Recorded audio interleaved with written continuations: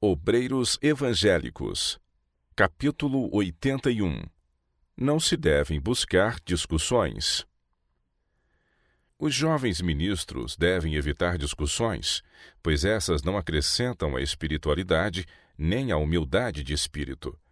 Em alguns casos, talvez seja necessário enfrentar um orgulhoso fanfarrão contra a verdade de Deus num debate franco. Geralmente, porém, essas discussões, sejam orais, sejam escritas, dão em resultado mais dano do que bem. Depois de uma discussão, repousa sobre o ministro uma responsabilidade maior quanto a manter o interesse. Ele deve achar-se em guarda contra a reação que é suscetível de ocorrer após uma excitação religiosa e não ceder ao desânimo. Em geral, o efeito das discussões sobre nossos ministros é torná-los presunçosos, elevados em sua própria estima. Isso não é tudo. Os que gostam de debates não são aptos para servir como pastores do rebanho. Exercitaram a mente em enfrentar adversários, em dizer sarcasmos, e não podem descer até aos corações doridos e necessitados de conforto. Na apresentação de uma verdade impopular, o que importa em pesada cruz, os pregadores devem ter cuidado de que cada palavra seja segundo a vontade de Deus. Suas palavras nunca devem ser cortantes, devem apresentar a verdade com humildade, com um mais profundo amor pelas almas e um sincero desejo quanto à salvação delas, deixando que a verdade penetre. Nem sempre se podem evitar discussões. As pessoas que gostam de ver adversários em combate, talvez clamem por elas. Outros que têm o desejo de ouvir as provas de ambos os lados, podem incitar discussões com os mais sinceros motivos, mas sempre que elas forem evitáveis, evitem-se. Elas fortalecem em regra a combatividade e enfraquecem aquele amor puro e aquela sagrada simpatia que sempre se devem achar no coração dos cristãos, muito embora divirjam de opinião. Nesta época em que vivemos, o solicitar em discussões não é prova real de sincero desejo da parte do povo de investigar a verdade, mas provém do amor da novidade e da excitação que em geral acompanha as discussões. Raramente Deus é glorificado ou a verdade impulsionada nesses debates. A verdade é demasiado solene, demasiado importante em seus resultados para que seja coisa de pouca monta o ser ela recebida ou rejeitada. Discutir a verdade por amor de mostrar aos adversários a habilidade dos combatentes é sempre lamentável método. Por isso, bem pouco realiza quanto ao avançamento da verdade. Os oponentes da verdade mostrarão habilidade em apresentar falsamente a posição dos defensores da mesma.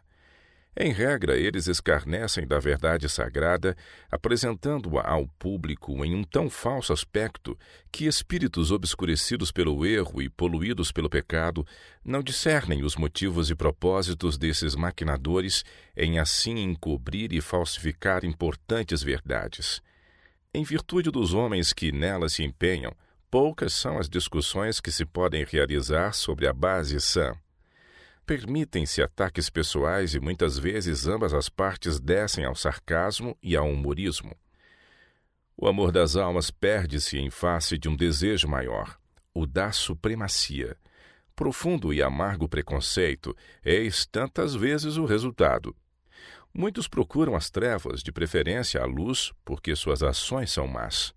Muitos há, porém, que se a verdade lhes houvesse sido apresentada de maneira diversa, sob outras circunstâncias, dando-lhes uma favorável oportunidade de pesar os argumentos por si mesmos e comparar texto com texto, teriam ficado encantados com sua clareza e se apegado a ela. Tem sido muito imprudente da parte de nossos ministros publicarem ao mundo os astutos sofismas do erro, arranjados por homens mal intencionados para encobrir e anular os efeitos da solene e santa verdade de Jeová. Esses homens astutos, que armam ciladas para enganar os incautos, dedicam suas energias intelectuais a perverter a palavra de Deus. Os inexperientes e incautos são iludidos para a ruína sua. Tem sido um grande erro publicar todos os argumentos com que os oponentes combatem a verdade de Deus, pois assim fazendo, espíritos de todas as classes são providos de argumentos em que muitos deles nunca haviam pensado.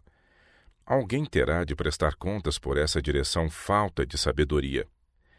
Os argumentos contra a sagrada verdade, sutis em sua influência, afetam a espíritos que não estão bem informados quanto à força da mesma. A sensibilidade moral da coletividade em geral acha-se embotada pela familiaridade com o pecado. O egoísmo, a desonestidade e os vários pecados que predominam nesta época degenerada têm adormecido os sentidos para as coisas eternas, de maneira que não discernem a verdade de Deus. Ao dar publicidade aos errôneos argumentos de nossos adversários, a verdade e o erro são postos ao mesmo nível no espírito do povo, ao passo que, se pudessem ter diante de si a verdade em sua clareza, com tempo suficiente para verem e avaliarem sua santidade e importância, ficariam convencidos dos fortes argumentos em seu favor e estariam então preparados para enfrentar os argumentos sobre que seus oponentes insistem. Os que estão buscando conhecer a verdade e compreender a vontade de Deus, que são fiéis à luz e zelosos no cumprimento de seus deveres diários, hão de certamente conhecer a doutrina, pois serão guiados em toda a verdade. Sempre que for necessário para o avançamento da causa da verdade e para a glória de Deus, que se enfrente um adversário. Quão cautelosamente e com que humildade deverão eles, os advogados da verdade, entrar no conflito.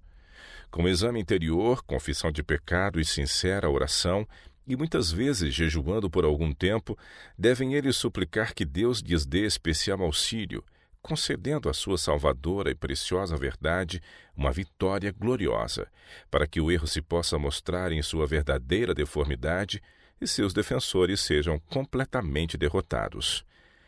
Nunca deveis entrar no debate em que tanto se acha em jogo, fiando-vos em vossa habilidade no manejo de poderosos argumentos.